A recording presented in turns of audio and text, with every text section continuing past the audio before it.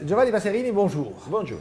Alors, de tous les chefs italiens de Paris, vous êtes probablement celui qui représente le mieux ou qui s'est inscrit le plus dans cette nouvelle art de vivre qui refuse le luxe.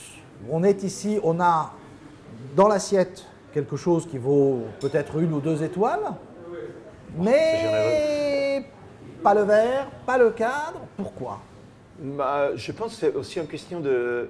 je suis un des premiers qui s'est lancé, qui a ouvert un restaurant déjà en 2010.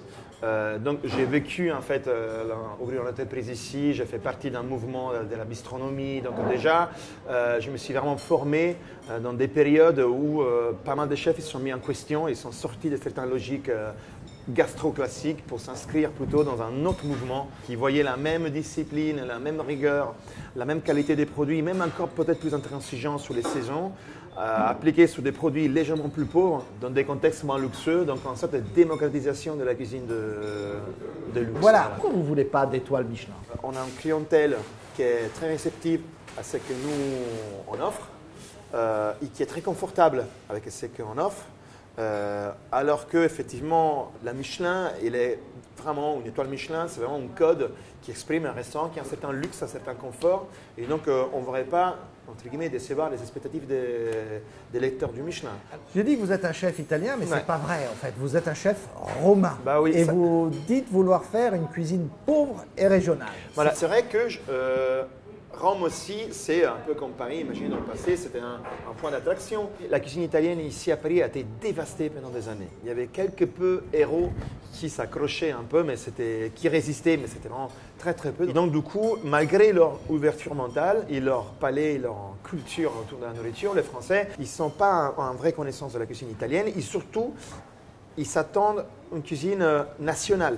Alors que moi, je l'explique tout le temps que la cuisine italienne, ça n'existe pas. C'est plusieurs cuisines régionales. C'est la force de notre identité culinaire. Parce qu'en fait, par exemple, en France, c'est presque, je ne dirais pas complètement perdu. Mais si on pense qu'à Rome, on a une quarantaine de plats, 30 ou 40 plats traditionnels, ça correspond peut-être à ce que tout le monde pourrait dire de toute la France, en fait. Malgré la France, ça reste les pays de la gastronomie, de la restauration, de l'école. Et moi, j'ai appris, la plupart de mon métier, je l'ai appris ici en France.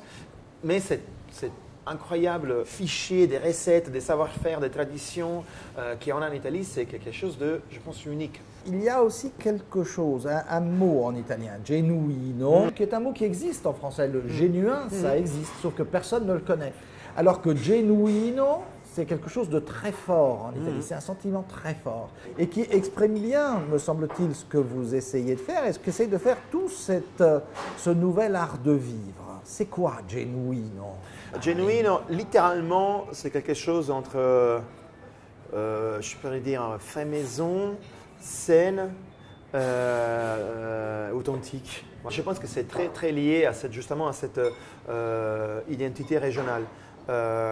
Quelque part, cette régionalité a comme conséquence une résistance à la modernisation. C'est aussi les pays, l'Italie, c'est aussi les pays de la religion. On est assez catholique, on n'est pas moi en tout cas. Mais bon. Par contre, ça formate les gens à penser par des dogmes. Et ces dogmes-là, on peut l'appliquer à la cuisine, mais on est formé, on est formaté aux dogmes. Donc du coup, si on se trompe sur la pièce de porc qu'il faut mettre dans la carbonara, les gens ils sont honte de les dire et ils ne peuvent pas les dire en fait. Pour Ducasse et Passard, le vrai luxe aujourd'hui, c'est le jardin. Mais vous, ce que vous me dites, c'est un jardin, bien sûr, mais c'est le jardin. C'est la transmission. De l'ancien jardin qu'on trouve encore dans l'Italie du Sud. Pour moi, si je résumais dans une parole, c'est la transmission. Oui. La transmission de les luxes, c'est que